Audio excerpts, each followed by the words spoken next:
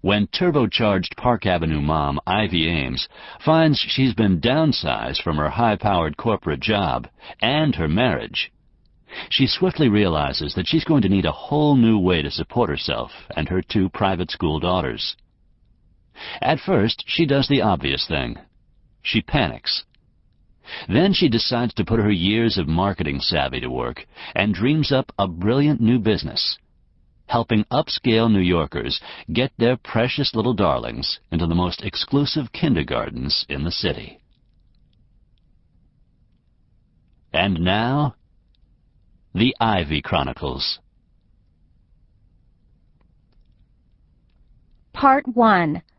The limo doesn't stop here anymore. Chapter 1. The Girl from Park Avenue. Conrad insisted that everyone be at his desk by 7:45 a.m. No exceptions. It would be sexist, he said, to cut the mothers on the team any slack. Easy for him to say. He had a stay-at-home wife and 2 full-time nannies to handle his family's morning drill. You know, we each have one. In my case, walk the dog, dress the kids, make breakfast, rinse the dishes, supervise brushing, flossing, and bed-making, look for lost homework, load up backpacks, while at the same time getting myself out of bed, showered, dressed, made up, and out the door. The race continues on the street. Grab a cab, drop Sir Elton at doggy daycare, and deliver the girls to their overpriced early bird program. If I've gotten this far by 7, I'll have just enough time to sprint to the subway at 86th and Lex and shoot down to Fulton Street. Finally, jump off the train, drop $1 into the please feed me I'm hungry ladies' cup, zip into the building, dash toward my elevator bank after a quick stop at Starbucks for coffee light, 2 sweet and lows, and a bagel to go, and declare victory if my butt hits the chair and the clock hasn't struck 7:45. Technically, my unemployed husband could have handled the morning routine. What I mean is, it would have been physically possible for him to manage it if he didn't insist on sleeping until 9 o'clock. Yeah, I know, I should have been tougher. But trust me, it was easier to handle it myself than fight the battle. Cad had been unemployed for 8 months. A derivatives trader at Bear Stearns, he was fired after betting wrong on Russian government debt. Still, he persisted in living like nothing had changed. He would have hired someone for the AM job, but given our financial state and the fact that neither of us spends enough time with the girls, I couldn't agree. Plus, let's face it, what man takes charge of the morning marathon? Yes, of course, there are exceptions, perhaps in a parallel universe, but not in my world.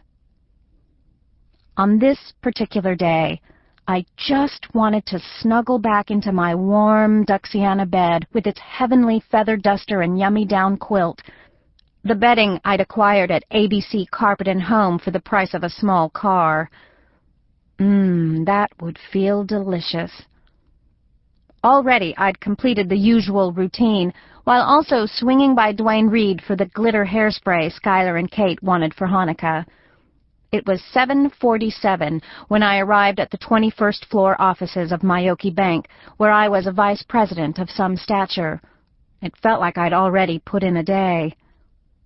The lights turned on automatically when I walked into the office. Hanging my coat on the hook inside the door, I recalled the sacrifices I'd made to earn the privilege of a door instead of a mere cubicle.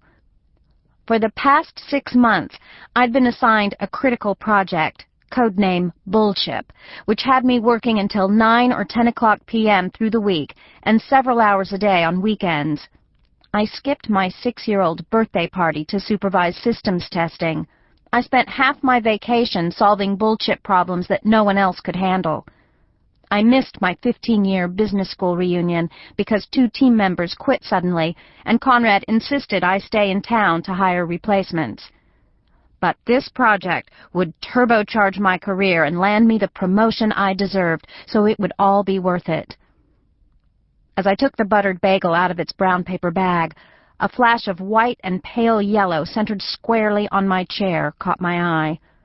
It was a memo with a post-it attached, placed where it was sure to get my attention. See me ASAP. Conrad. Conrad was my profoundly ambitious, chemically depressed boss. One of those golden corporate boys with a professionally choreographed smile, a speaking coach, a driver, and an assistant for his assistant's assistant, all paid for by the company because Conrad's time was so valuable. Unlike his peers, who were merely soap opera star handsome, Conrad was so stunning he took your breath away. Just imagine the best features of Brad Pitt, Pierce Brosnan, and Robert Redford combined into one perfect package, punctuated with a trademark Brioni bow tie.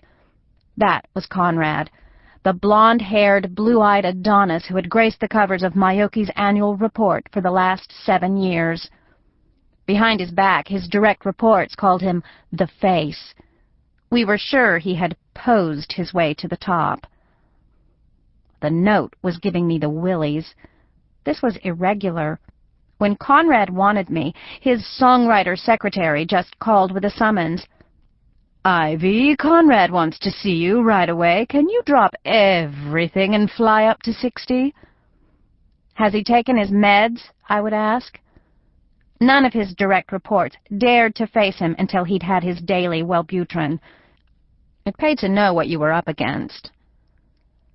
"I'm not sure, but Ed left in tears."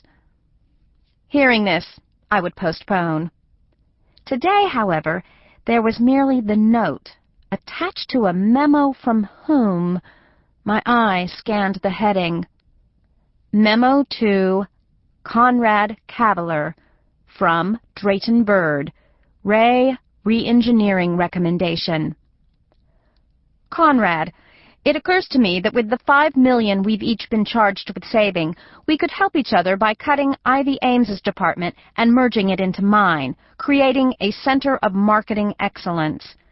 My team is handling the same function as hers, but on an international basis, so they are up to speed. You could eliminate her position, plus 2 direct reports, saving $700,000 in salary, benefits, T&E, real estate, etc. We could replace her Iowa call center with telemarketers in India, saving another $2.5 million. We've dissolved my acquisition group, so I'm down 26 heads and $7 million in expenses. I've got the talent to manage the combined function and the budget capacity to absorb the cost. It would be a win-win for both of us. Let me know your thoughts. Oh, shit, I thought. I sat, swiveled around, and took in the spectacular view of New York Harbor that I hadn't noticed in months. My face burned and my heart beat so hard it hurt. Nonchalantly, I placed the brown paper bag on my face and hyperventilated, hoping no one saw. "Breathe, breathe, breathe," I chanted silently, trying not to cough as I inhaled the airborne sweet and low particles floating in the sack. The phone rang. My stomach lurched, settling somewhere between the upper chest and throat. I turned to answer, noting on caller ID that it was songwriter secretary. "Conrad wants to see you now," he emoted. "He says you should bring the memo." "I'll be there. Has he taken his pills?" "I dispensed them myself. He's very upbeat today." He pronounced very, so it sounded like very. 5 minutes and 2 elevator banks later, I was in Conrad's office. He ushered me over to the living room area and gestured to the artificially weathered brown leather chair reserved for visitors. Damn, if I'd known I was going to see Conrad, I would have dressed better.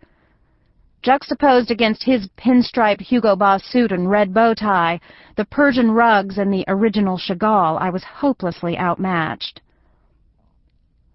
"Look," he said, wasting no time on small talk, "I got that note from Drayton this morning, and I want your input before I action it.